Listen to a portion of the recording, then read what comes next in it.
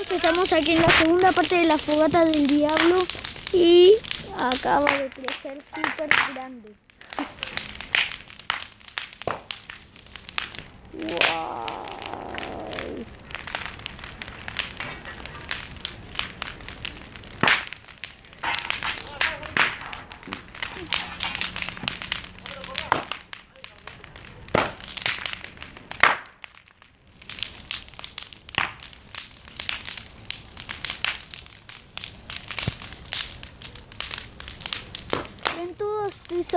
¿Ven todo eso negro?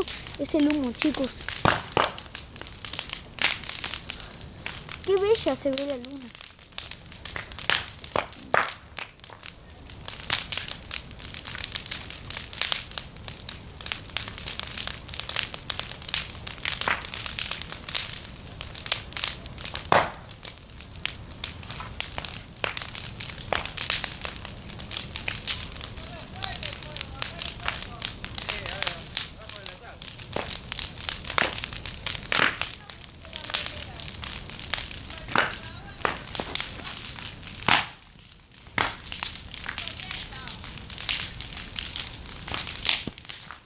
Chicos, esto es fuego del diablo.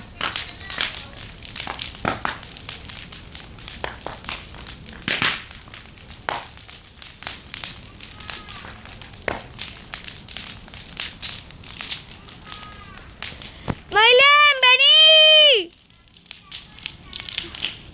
¡Ahí voy! Chicos, le pongo pausa para... Ok, chicos, la fui a buscar a mi prima, pero ya volvimos así.